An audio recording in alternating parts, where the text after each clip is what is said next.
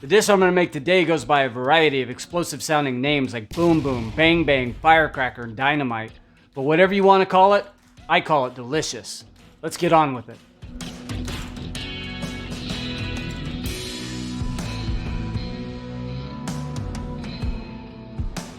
My all-time favorite shrimp for this recipe is rock shrimp, but they can be pretty hard to find and a little pricey, so any medium-sized shrimp is good. These are 4160s, which means that there's somewhere between 41 and 60 shrimp per pound. But the size isn't overly important here. It's all a matter of personal preference.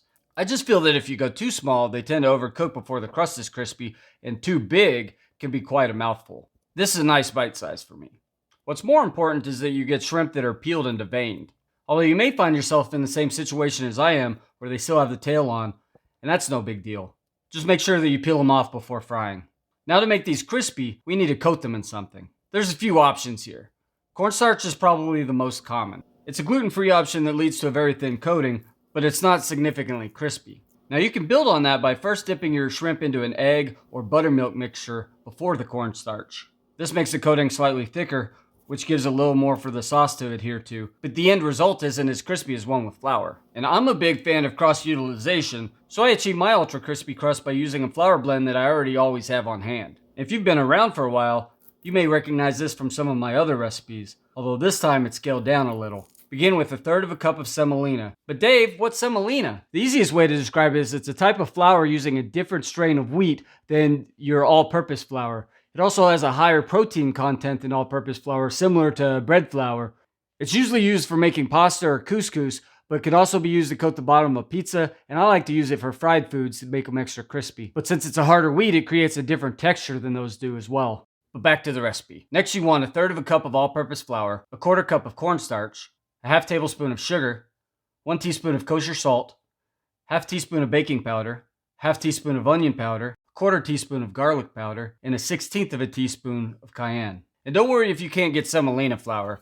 Just substitute an equal part of all-purpose or bread flour. It'll be a tad less crispy, but still better than plain cornstarch. Once this is thoroughly combined, set aside. Or you can do a larger batch and place it in a jar for when you're ready to make beer batter. I always keep this on hand because it makes mealtime a cinch. Now onto the sauce. Begin with 1/2 cup of sweet chili sauce. This is the kind I use, but any type will work. Then, 2 tablespoons of mayo, 1/2 tablespoon of rice wine vinegar, 3/4 of a teaspoon of soy sauce, 1/4 teaspoon of sesame oil, 3/4 of a teaspoon of sambal, a 1/2 teaspoon of lime juice, a 1/2 teaspoon of kosher salt, and an 1/8 teaspoon of black pepper. If you're not familiar with sambal, it's similar in flavor to sriracha, but it's chunky with less garlic flavor and more chili and vinegar notes. That's what I prefer for this, but feel free to use sriracha if you'd like. And of course, you can increase the heat of this dish to your liking by adding more of whichever one of those you choose. My sauce has a few more ingredients than your typical recipe for this, but they work well to make a more balanced and interesting sauce. When you're ready to cook, preheat your oil to 350 degrees Fahrenheit, and toss your shrimp with enough of the flour mix to coat. If you prefer a thicker crust, you can dip these in buttermilk first. Then shake off any loose flour before going into the oil. Let them cook for a couple of minutes, stirring occasionally until they are lightly golden brown, and reach an internal temperature of 135 degrees Fahrenheit. Place them in a bowl and toss them with an adequate amount of sauce to your liking. Now you can eat them straight out of the bowl, serve them with rice, pasta, tacos, or just lay them out nice on a bed of lettuce. Sprinkle on some toasted sesame seeds, some fresh chives or green onion, and let everyone dig in. Chopsticks are optional, but if your skills are anything like mine, you'll want to stick to a fork.